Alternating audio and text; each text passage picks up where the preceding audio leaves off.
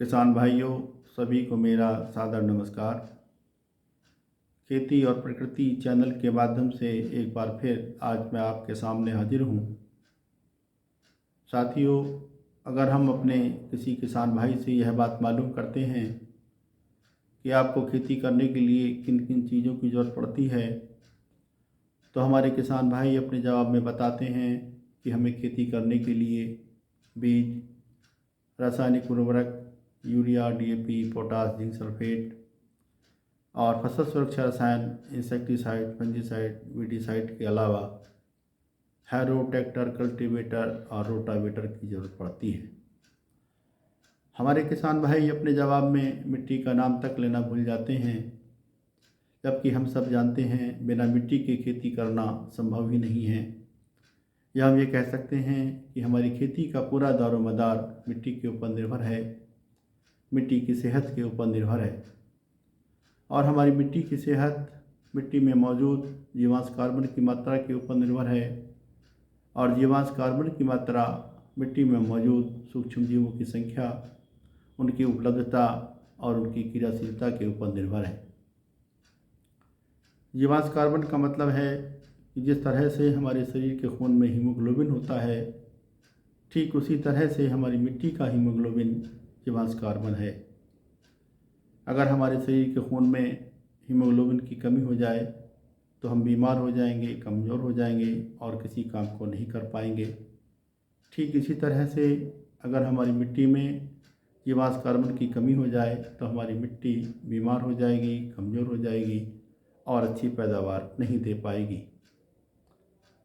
साथियों, हमारे अपने शरीर में, पशु पक्षियों के शरीर में, जीव जंतुओं के शरीर में, पेड़ पौधों के शरीर में भी सूक्ष्म जीव होते हैं। अगर हमारे शरीर में सूक्ष्म जीव नहीं होंगे तो ना ही हमें भूख लगेगी और न ही हमारा खाना हजम होगा।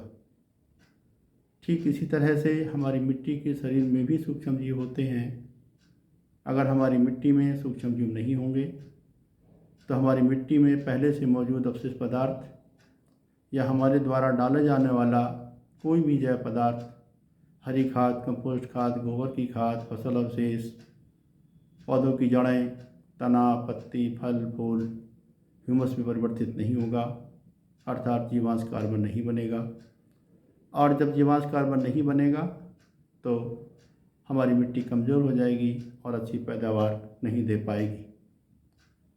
इसलिए हमें चाहिए कि हम अपने खेतों में जीवांश कार्बन की मात्रा को बढ़ाएं, और जीवांश कार्बन की मात्रा को बढ़ाने के लिए ज़रूरी है कि हम अपने खेतों में सूक्ष्म जीवों की संख्या को, उनकी उपलब्धता को और उनकी क्रियाशीलता को बढ़ाएं। अपने खेतों में सूक्ष्म जीवों की संख्या को बढ़ाने के लिए हमें चाहिए कि हम अपने खेतों में घन जीवामृत, बीजामृत और जीवामृत का प्रयोग करें। जब हम अपने खेतों में घन जीवामृत, बीजामृत और जीवामृत का प्रयोग करेंगे तो उससे हमारे खेतों में सूक्ष्म जीवों की संख्या बढ़ जाएगी, उनकी उपलब्धता बढ़ जाएगी, अर्थात उनकी क्रियाशीलता भी बढ़ेगी। जब हमारे खेतों में सूक्ष्म जीवों की संख्या पर्याप्त मात्रा में उपलब्ध रहेगी तब हमारी मिट्टी में पहले से मौजूद अवशिष्ट पदार्थ या हमारे द्वारा डाला जाने वाला कोई भी जैव पदार्थ, गोबर की खाद, हरी खाद, कंपोस्ट खाद, फसल अवशेष, पौधों की जड़ें, तना, पत्ती, फल, फूल सब ह्यूमस में परिवर्तित हो जाएगा, अर्थात जीवांश कार्बन की मात्रा बढ़ जाएगी।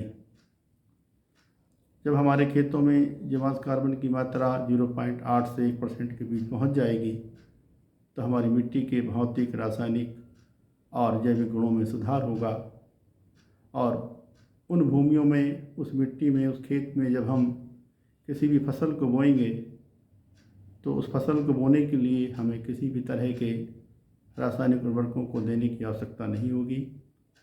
अपनी फसलों में सिंचाई की भी कम आवश्यकता होगी, यानी कि हमें पानी की बचत होगी, अर्थात भूगर्भ जल की बचत होगी। जिन भूमियों में जीवांश कार्बन की पर्याप्त मात्रा होगी उन फसलों में कीट एवं रोगों का भी प्रकोप कम होगा, यानी कि हमें कीटनाशी, फफूंदीनाशी नहीं खरीदना पड़ेगा और हमें आर्थिक बचत होगी।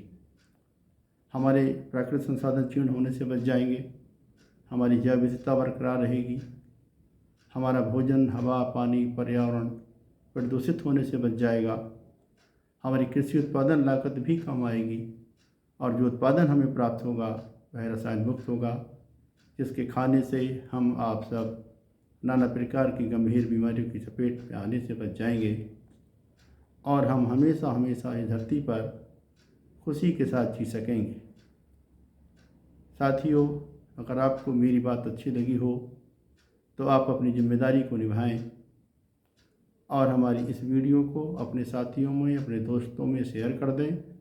साथ ही हमारी खेती और प्रकृति के चैनल को सब्सक्राइब कर लें ताकि आगे आने वाली हमारी वीडियो आपके पास आसानी से पहुंचती रहे। धन्यवाद।